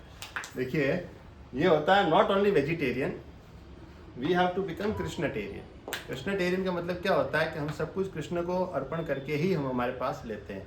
तो हम क्या कभी पाप नहीं खाते हैं, सबका सारा शुद्धिकरण। इवन बच्चों के लिए मेरे घर में तो क्या चॉकलेट भी आती है, कुछ भी आती है, तो वो भी पहले भगवान को ऑफर होती है, उसके बाद ही खाया जाता है। कुछ भी आ जाओ या घर पे कुछ बने, कुछ वी नेवर एक्सेप्ट। 2-5 मिनट लगता है, उधर रख दीजिए, भगवान को प्रणाम कर दीजिए और 2-5 मिनट बाद वापस ले लीजिए। जो दिया वही एज इट इज मिलेगा, ऐसे कुछ कम नहीं होने वाला उसके अंदर, तो वही क्वांटिटी मिलेगी। बस ये है कि वो प्यूरीफाई हो जाएगा, उसके पीछे जितने भी कर्म जुड़े थे ना, वो कर्मों का रिएक्शन हमको नहीं लगेगा, सेफ हो जाएंगे हम एटलीस्ट। इतना तो हम कर सकते हैं एटलीस्ट। अन्नाद भगवान के अन्न की कॉन्शियसनेस के ऊपर है। भगवान क्या करें, अन्नाद भवन्ति भूतानि पर्जन्याद अन्न संभव, यज्ञात भवति पर्जन्यो यज्ञ कर्म समुद्भव। अब ये पढ़ी हुई सारे प्राणी अन्न पर आश्रित है। हाँ। जो वर्षा से उत्पन्न होता है, वर्षा यज्ञ संपन्न करने से होती है, और यज्ञ नियत कर्मों से उत्पन्न। देखिए पूरी साइकिल है, चक्र समझाया भगवान ने। अन्न आता है, अन्न किससे होता है? वर्षा से होती है। अन्न उत्पन्न कैसे होगा? बारिश होगी तो, और बारिश कहाँ से होती है? यज्ञ कर्म करने से होता है। और यज्ञ कर्म क्या है? हमारे प्रिस्क्राइब ड्यूटी, जो भी हमारा धर्म है वो धर्म हम करते हैं। इसको आगे चल के एक नए चार्ट में आपको समझाता हूँ। देखिए सुप्रीम लॉर्ड मतलब भगवान है, भगवान से वेद आते हैं, वेदों से हम जानते हैं कि हमारी प्रिस्क्राइब ड्यूटी क्या है, हमारा नियत कर्म क्या है। वहाँ से हम लोग क्या होता है? यज्ञ कर्म वगैरह करते हैं, और यज्ञ करने से वर्षा होती है, वर्षा से हमें को अन्न मिलता है। अन्न जो होता है सब जीवित उसके ऊपर आश्रित रहते हैं, और वही आश्रित जो हम रहते हैं वही कभी हम भगवान को ऑफर करते हैं। तो ये पूरी की पूरी एक साइकिल चक्र चलता है। इसे क्या कहते हैं? यज्ञ चक्र कहते हैं। अब आगे का कोई पढ़ेंगे? हे प्रिय अर्जुन, जो मानव जीवन में इस प्रकार वेदों द्वारा स्थापित यज्ञ चक्र का पालन नहीं करता, वह निश्चय ही पाप में जीवन व्यतीत करता है। ऐसा व्यक्ति केवल इंद्रियों की तुष्टि के लिए व्यर्थ ही जीवित रहता है। मतलब उसकी जीवन क्या है? यूजलेस है। आप समझ रहे हैं ना? स्ट्रिक्टली कह रहे हैं, मैं नहीं कह रहा। कौन कह रहा है? भगवान कह रहा है। वो खाली इंद्रिय तृप्ति के लिए बैठा है, सेल्फ एंजॉयमेंट के लिए बैठा है। मुझे ये चाहिए, मुझे ये करना, मुझे ये मैं करते करते करता रहता है।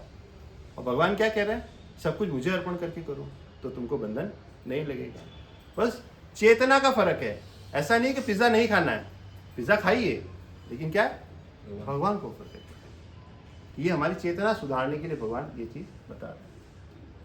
नहीं तो फिर आगे वाले इसमें ये दिखा रहे हैं कि सिर्फ अपने एंजॉयमेंट के लिए इंसान रहता है, तो वो क्या बताता है? सिर्फ एकदम जानवर की तरह ही है।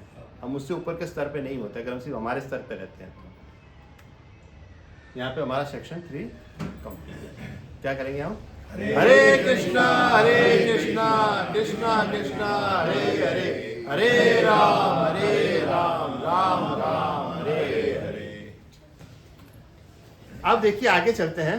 निष्काम कर्म योग जो पहले भी बताया था सेकंड चैप्टर में, अब उसको थोड़ा सा डिटेल में भगवान यहाँ बोलेंगे। Setting the right example society के लिए। अर्जुन क्या है देखिए, इसको पहले आप पढ़ लीजिए फिर मैं आपको बताता हूँ। जनक जैसे राजाओं ने केवल नियत कर्मों को करने की ही सिद्धि प्राप्त की, अतः सामान्य जनों को शिक्षित करने की दृष्टि से तुम्हें कर्म करना चाहिए। भगवान हर स्टेप के बाद कहते हैं तुम्हें कर्म करना चाहिए, कर्म त्यागने को कभी नहीं कह रहे हैं। और किसका एग्जाम्पल दे रहे हैं? राजा जनक का दे रहे हैं। राजा जनक क्या थे? बहुत महान राजा थे, सीता माता के पिताजी, सबको पता ही होगा ज़्यादातर।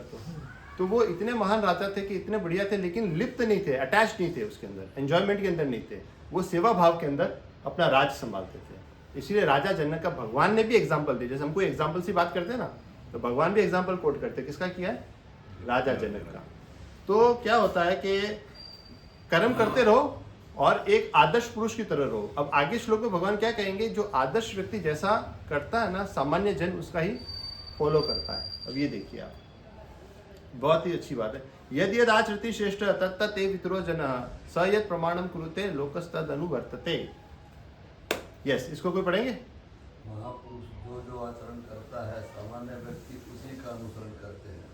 वह अपने अनुसरणीय कार्यों से जो आदर्श प्रस्तुत करता है, संपूर्ण विश्व उसका अनुसरण करता है। देखिए कोई भी एक रोल मॉडल बनता है, भले क्रिकेटर कह दो, फिल्म स्टार कह दो, कि राजनेता कह दो, वो जो करता वही हम लोग करते हैं। जैसे मैं भी छोटा था, ऋतिक रोशन ने कौन सा चश्मा पहना है तो मैं भी वही लाऊंगा, उसने कौन सी जीन्स पहनी तो वो भी लाऊंगा।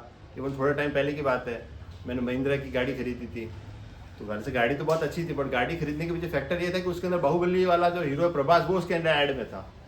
विराट कोहली के और देखा जाए लोगों ने दाढ़ी बनाई। हाँ, विराट कोहली की डैडी, आप समझिए। अरे वो मेरा लड़का बैठा हुआ देखो, अभी विराट कोहली के एक कान के अंदर बाली है, तो उसकी एक कान में पियर्सिंग करके उसने बाली पहनी। क्यों? विराट कोहली पहनता है ऐसा। तो यदि आचरित श्रेष्ठ, जैसा समाज के अंदर श्रेष्ठ मनुष्य करेगा वैसा आम जनता फॉलो करेगी। यह है मार्केटिंग का प्रिंसिपल। भगवत गीता में सारे प्रिंसिपल आते हैं, मैनेजमेंट प्रिंसिपल भी आते हैं, लीडरशिप प्रिंसिपल भी आते हैं, मार्केटिंग प्रिंसिपल भी आते हैं। ये मार्केटिंग वालों के लिए है कि जैसा जैसा श्रेष्ठ मनुष्य करता है, आम जनता उसी को फॉलो करती है। सिंपल, आपने भी अपने एज में देखा होगा कि मेरे पिताजी के एज में था, वो अमिताभ बच्चन कहते हैं कान के नीचे तो कैसे कट लाना। ये जो एंग्री यंग मैन ना, मेरे पिताजी बहुत एंग्री यंग मैन थे अपने जमाने में, अभी भी है वैसे।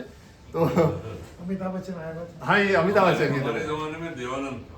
देवानंद की कैप थी। हाँ, जैसे वो टेढ़ी कैप करके बैठना, ये करना, तो डेट इज फॉलो करता है। फिर वो बैल बॉटम की मोरी आती थी, मेरी 20 इंच की करनी, मेरी 24 इंच की करनी, मेरी 26 इंच की करना। बेल बॉटम में आने था पहले वो एकदम और वो जूते जूते नहीं दिखने चाहिए। हाँ, तो जो देखो जैसा जैसा होगा, श्रेष्ठ जो फॉलो करेगा, आम जनता उसको फॉलो करेगी करेगी। जैसे खत्री जी मोदी जी की पहली बात, अब देख लीजिए मोदी जी की तरह आ रहे हैं। तो आप ये देखिए, अगर अर्जुन कौन है? एक बहुत बड़ा क्षत्रिय, वर्ल्ड फेमस वॉरियर है। वो अगर मान लो कर्म छोड़ के चला जाएगा, अपना कर्म नहीं करे, तो आम जनता पे क्या प्रभाव पड़ेगा? भगवान हर लेवल पे उसको समझा रहे हैं कि तुझे युद्ध करना, कर्म करना, कर्म का त्याग नहीं करना है। हमारे पास भी राइट एग्जाम्पल कौन है? मोदी जी है। मोदी जी अगर जो करता है वो इंसान जनरली फॉलो करता है। आज हम भी देख, पूरे विश्व भी फॉलो करता है उसके अंदर। तो ये पिछली बार वाला ये था, इसको छोटा सा मोदी जी तेज कर लो यहाँ पर बाहर भी जाते हैं, भगवत गीता ही देते हैं। मैं गिफ्ट देने के लिए गीता ले आया। वो देश के प्रमुख लोग दूसरों को गिफ्ट देते हैं। आपको जान करके खुशी होगी, मैं गिफ्ट देने के लिए गीता ले आया, भगवत गीता। मैं नहीं जानता हिंदुस्तान में क्या होगा, शायद एक डिबेट चलेगी इस पर। हमारे सारे सेकुलर मित्र बड़ा तूफान खड़ा कर देंगे। ये मोदी अपने आप में समझता क्या है, गीता लेके गया मतलब उसने उसको भी कॉम्युनल कर दिया।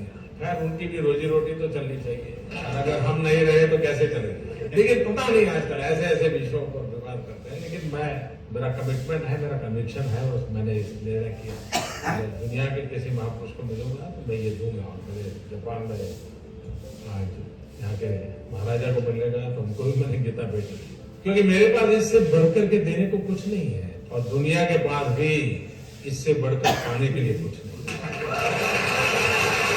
तो आप समझिए, लीडर है हमारे बहुत बड़े, ये वर्ल्ड रिनोन लोग, वर्ल्ड में इसको लोग मानने लग गए हैं। तो जो इंसान करता है वही इंसान फॉलो करता है। मैंने तो मेरे साले की जो शादी हुई थी ना, सगे साले की, तो मैंने नॉर्मल व्यवहार पहना है, गोल्ड वोल्ड जो देना वो दिया, उसके साथ मैंने भगवत गीता भी गिफ्ट करी। तो हमारे अंदर भी कल्चर होना चाहिए कि हम किसी के एनिवर्सरी में गए, किसी का बर्थडे में गए, किसी को कुछ भी किया, जो हमें व्यवहार करना, पैकेट देना वो दो, उसके अलावा हमें एक भगवत गीता भी देनी चाहिए। कब इसके अंदर जाके क्या परिवर्तन आ जाएगा? अगर हम ही हमारा सनातन धर्म का प्रचार नहीं करेंगे तो कैसे होगा? जैसे पापा जी मेरे इतना बढ़िया काम करें, निष्काम कर्म योग, कोई फायदा नहीं, कुछ लेना नहीं, लेकिन क्या भगवान का मैसेज जो है वो सबको देना है। तो हम सबका ये बनता है कि जो हमारे लीडर करते हैं वो हमें भी आगे आगे फॉलो करना चाहिए। समझ गए ना कहने वाला? किसी का बर्थडे हो, एनिवर्सरी हो, कुछ भी हो, तो जो गिफ्ट दिया उसके साथ एक भगवत गीता भी, पता नहीं कौन इंसान कब पढ़ लेगा। ये हमारे अंदर भी ट्रेंड सेट होना चाहिए। यस, आगे बढ़िए। हे प्रताप उत्तर, तीनों लोगों में मेरे लिए कोई भी कर्म नियत नहीं है, न मुझे किसी वस्तु का अभाव है और न आवश्यकता ही है, तो भी मैं नियत कर्म करने में तत्पर रहता हूँ। मतलब क्या है कि भगवान किसी बंधन में नहीं आते हैं, वो सबसे ऊपर है, बट फिर भी वो अपनी नियत कर्म बराबर से करते हैं। नहीं करेंगे तो क्या आम जनता वैसे ही करेगी। सिंपल है, उसमें कोई बहुत बड़ी बात नहीं है। आगे बढ़िए। जो कि यदि मैं नियत कर्मों को सावधानी पूर्वक न करूं तो हे पार्थ, यह निश्चित है कि सारे मनुष्य मेरे पद का ही अनुगमन करेंगे। सिंपल है, वही बात हो रही। श्रेष्ठ मनुष्य जो करेगा, नॉर्मल मनुष्य उसको ही फॉलो करने वाला है। अब यहाँ पर एक मेन चीज आ रही है, इस फोटो में आप देख रहे हैं कुछ, एक हम लोग जो है कठपुतली की तरह, तीन वो हैं, ऊपर कृष्ण भगवान है, ऐसा दिख रहा है ना। तो ये क्या है, बहुत इंपॉर्टेंट श्लोक है ये। प्रकृति क्रियमाणानि गुणे कर्माणि सर्वश अहंकार विमूढ़ आत्मा कर्ता हम इति मन्यते। जीवात्मा अहंकार के प्रभाव से मोहग्रस्त होकर अपने आप को समस्त कर्मों का कर्ता मान बैठता है, जबकि वास्तव में वे प्रकृति के तीनों गुणों द्वारा संपन्न किए जाते हैं। हम जो भी कार्य करते हैं ना, वो तीन गुण, गुण का मतलब समझ गए आप? गुण का मतलब होता है रस्सी, रस्सी से हम लोग बंधे होते हैं। तीन गुण होते, पता है? तीन गुण, तमोगुण, सतोगुण, रजोगुण और तमोगुण। हमारे अंदर तीनों गुण होते हैं। कभी कोई समय में कौन सा गुण एक हाईएस्ट लेवल पे होता है, कभी सुबह सुबह उठे सतोगुण ज्यादा होता है, रात में गए तो तमोगुण ज्यादा होता है। तो गुण हमारे ऊपर वेरिएशन करते रहते हैं। तो हम क्या है, कठपुतली की तरह है, हम अपने हिसाब से नहीं करते हैं। हमारे अंदर जो गुण हावी होगा हम वैसे कर्म करेंगे। तो हम जैसा अन्न खाएंगे, जैसा करेंगे, वैसा हमारे अंदर गुण भी डेवलप होते जाएंगे। भाई मान लो कोई इंसान कैसी चेतना से हमको दे रहा है, तो वैसे ही हमारे अंदर प्रभाव आएगा, वैसे ही हम लोग कर्म करने लग जाएंगे।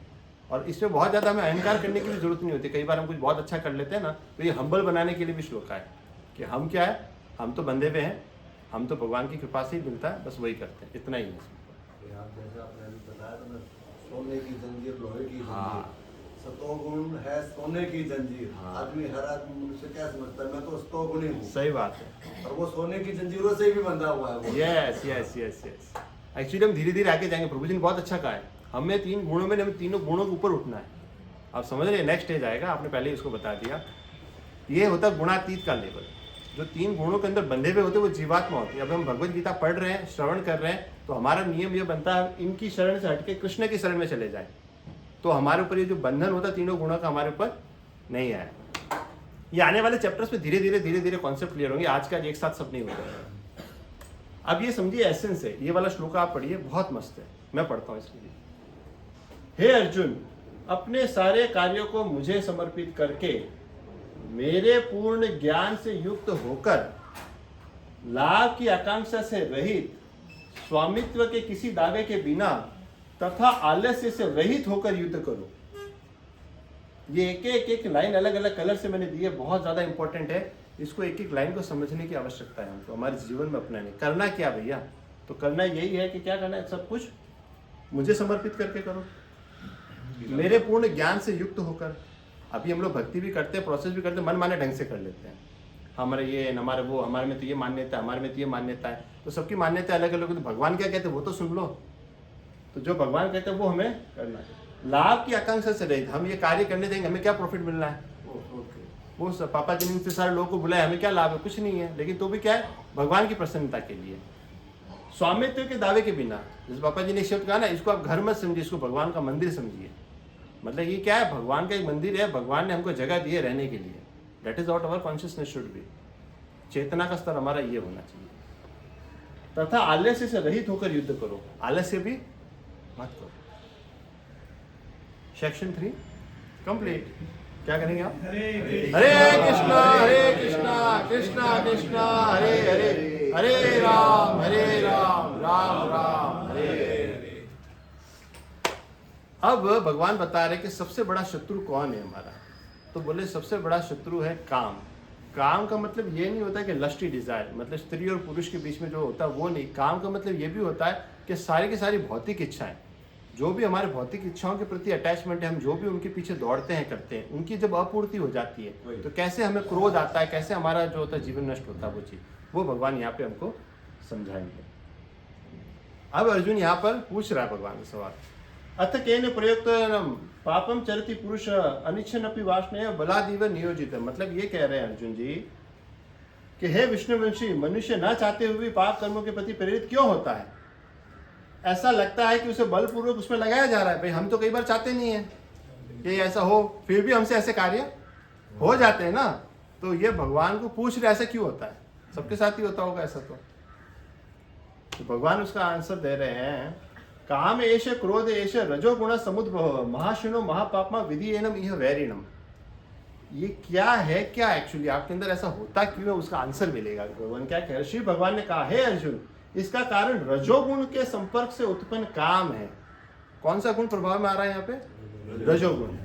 आने वाले चैप्टर्स में हम ये जानेंगे कि क्या खाने से रजोगुण बढ़ता है, क्या नहीं खाने से वो सतोगुण बढ़ता है। सब गुण होते हैं। तो ये रजोगुण से संपर्क में आने से काम उत्पन्न होता है, जो बाद में क्रोध का रूप धारण करता है। काम अगर वासना आई है, अगर वो सेटिस्फाई नहीं होगी ना, तो क्रोध आएगा।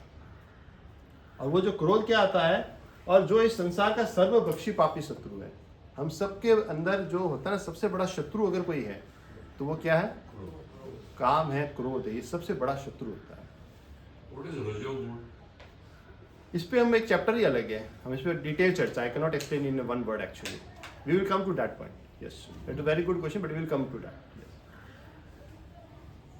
इंद्रिय, मन तथा बुद्धि इस काम के निवास स्थान, मतलब ये रहता कहाँ पे है? ये काम जो होता रहता कैसी कोई जगह तो होगी, मतलब शत्रु, मतलब पता वहां छुपा तो वहां जाके मार के आ जाएगा, और बैठा कहाँ वो तो पता होना चाहिए। तो वो बैठा कहाँ है? इंद्रिय, मन तथा बुद्धि के अंदर बैठा है। इनके द्वारा ये काम जीवात्मा के वास्तविक ज्ञान को ढककर उसे मोहित करता है। एक कवर्ड इल्यूशन के अंदर हमको बिठा देता है ये ज्ञान। ये है 3 लोकेशंस ऑफ लस्ट, इंद्रिय, मन और बुद्धि। ये याद रखिएगा, कहाँ पर है? इंद्रिय, मन और बुद्धि। अब ये कहाँ पर क्या होता है, थोड़ा सा एक पिक्चर मैं आपको समझा देता हूँ। आपको ये रथ दिखाई दे रहा है, दिखा रहा है ना सबको रथ ही है। ये जो 5 घोड़े हैं ना, ये 5 इंद्रियां हैं हमारी, सेंसेस कहते हैं इसको। 5 सेंसेस कौन कौन से हैं? देखिए, एक हमारे यहाँ पे क्या दिखा गया, आँख। आँख से हम देखते हैं, नाक से सुनते हैं, कान से हम श्रवण करते हैं, जीभ से टेस्ट करते हैं और त्वचा से टच करके फील करते हैं। 5 तरीके के सेंसेस हैं। तो घोड़े 5 सेंसेस है, और जो रस्सियाँ है ना, ये हमारा मन है। मन इधर उधर भागता रहता है। और जो सारथी है, जो चलाने वाला, वो है इंटेलिजेंस। जैसे आप चल रहे हैं, जा रहे हैं, गर्मा गर्म समोसे की खुशबू आ गई, यार एकदम मस्त, लेकिन डॉक्टर ने बोला था आप तो डाइट प्लान पे हो। क्या? मन ने बोला समोसा खा ले, क्यों? खुशबू आ गई मस्त, गर्मा गर्म चल रहा है एकदम। और लेकिन इंटेलिजेंस ने क्या बोला? डॉक्टर ने मना किया, तू भी डाइट प्लान पे है। तो इंटेलिजेंस जो होती है वो मन को अगर ड्राइव करेगी, पहले तो इंद्रियां जिसमें सूंघा और देखा, फिर उसका मन हुआ, लेकिन इंटेलिजेंस ने उसको कंट्रोल किया कि अभी तेरा राइट टाइम नहीं, तुझे अभी समोसा नहीं खाना है ये चीज का। समझ रहे हो ना? तो that is how it is goes. अब उसके पीछे जो बैठा है पैसेंजर, वो है आत्मा। कौन है वो? वो आत्मा। और ये पूरा का पूरा जो रथ है वो हमारा शरीर है। इस तरीके से हम इसको समझने का प्रयास कर रहे हैं। Am I clear? Yes, प्रभु। एक राधा सुन, एक महापुरुष ने कहा है कि अगर जी आप अपने 5 सेंसेस पे कंट्रोल कर सकते हैं, उसका कोई लुत्फ नहीं ले रहे, तो you have attend. Very good, but हम इसमें भी और थोड़ा करेक्शन देंगे आने वाले चैप्टर्स में, क्योंकि कंट्रोल करना हमारे वश में नहीं है। हम सेंसेस को डाइवर्ट करते हैं कृष्ण सेवा में। We can not control. हम कोई योगी महात्मा नहीं है, पहली बात तो ये। हम कैसे उसको कंट्रोल नहीं करेंगे? जैसे भी आप बैठे हैं तो आपने अपने सेंसेस को एंगेज किया, आपने अपने आंखों को यहाँ एंगेज किया गीता सुनने में। You can not control, but you can at least engage. Diversification is the solution, controlling is not the good solution. Control हमें करने की हमारी तो इतनी कैपेसिटी नहीं कि हम कंट्रोल कर पाएंगे, बट ये हमारा तो धर्म है ना कि हम एटलीस्ट उसको एंगेज तो कर लें, अच्छी जगह के अंदर उसको एंगेज कर दें। बच्चे को स्पोर्ट्स में डाल दो, मोबाइल लेके नहीं बैठा रहेगा। बच्चे को बोलो मोबाइल छोड़ दे, मोबाइल छोड़ दे, मोबाइल छोड़ दे, मोबाइल तो छोड़ेगा ही नहीं। उसको कोई स्पोर्ट्स में डाल दो या खेलने कूद में डाल दो, तो अपना मोबाइल छूटेगा। डाइवर्ट कर दो। डाइवर्जन, आप समझ रहे क्या ना मतलब? इंद्रियों के अंदर हमें डाइवर्जन चाहिए। यस, कर्मेंद्रिय जड़ पदार्थ की अपेक्षा श्रेष्ठ है, मन इंद्रियों से बढ़कर है, बुद्धि मन से भी उच्च है, और वह आत्मा बुद्धि से भी बढ़कर है। वही मैंने जो स्टेप्स आपको समझाए। सेंसेस है, सेंसेस के ऊपर क्या आएगा? मन आएगा, मन के ऊपर आएगा इंटेलिजेंस, और इंटेलिजेंस के ऊपर पीछे आत्मा, जो आत्मा सही में डिजायर करती है। तो ओवरऑल अगर हम समझेंगे तो भगवत गीता क्या है इस चैप्टर के अंदर? Bhagavad Gita is about living, it is not about living. छोड़ने के लिए भगवान नहीं कह रहे हैं, भगवान जीने के लिए कह रहे हैं। और कैसे हमें अपना कर्म को करते ही रहना है, कैसे हम अपने कर्मों से कनेक्ट होकर भगवान से जुड़ सकते हैं। ये इस चैप्टर की समरी है। इस चैप्टर को याद रखने के लिए एक ये रखा हमने, ट्री रखा। ट्री जैसे पहले का था डाउट, दूसरे का था गुरु, और तीसरे का है ट्री। ट्री नाम याद रखोगे तो आपको ये चैप्टर थोड़ा सा याद रहेगा। ट्री का मतलब पहला टी है, पहला त्याग करना है। उसमें तो त्याग करने को अर्जुन कह रहा है, मैं छोड़ दूं, कर दूं ये सब। फिर दूसरा है रंग्स। रंग्स का मतलब सीढ़ी, जो हमने योगा की सीढ़ी समझी थी ना, पहला क्या आएगा, दूसरा क्या आएगा, तीसरा क्या आएगा। फिर आता है एग्जाम्पल, अनुकरणीय, मतलब बड़े बड़े पुरुष जो करते हैं आम जनता उसको फॉलो करती है। फिर एनिमी ऑफ द सोल, हमारा सबसे बड़ा शत्रु कौन है? काम। वो उसके बारे में आत्मा का शत्रु। अब आ जाता हमारा लास्ट एक्टिविटी, वो है श्लोकार्लन की।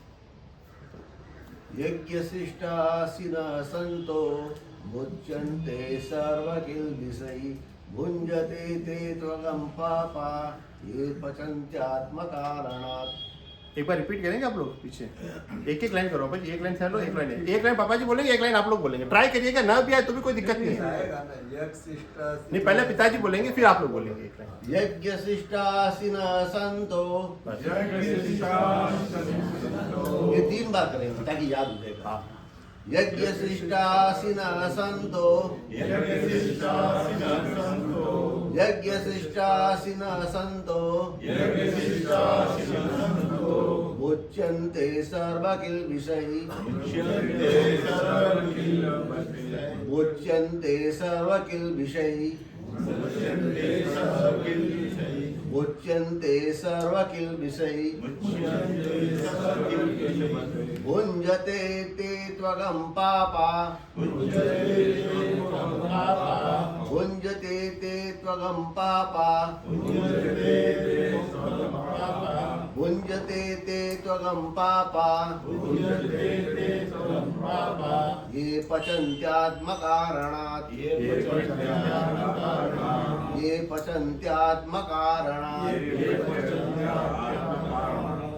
पचन्त्यात्मकारणात्। ठीक है, ये वही वाला श्लोका है हाँ जो मैंने स्टार्टिंग में आपको बताया। भुंजते ते तदम पापा, वो खाता क्या है? पाप खाता है। ये वाला श्लोक आप लोग भी ट्राई करिएगा लर्न करने के। ये संस्कृत के जब शब्द जबान पे आएंगे ना तो एक अलग फील आएगी आपको, और जिस दिन एक श्लोक आप लर्न करोगे ना तो आपको इतना आनंद आएगा, इतना आनंद आएगा, मजा आ जाएगा उसके अंदर। तो प्रोनाउंसिएशन करने की कोशिश करिए और याद करके उसको बार बार दोहराइए, नहीं तो याद किए भी भूल जाते हैं हम लोग। ठीक है ना? किसी को कोई प्रश्न, किसी को कुछ ऐड करना है? हरे कृष्णा।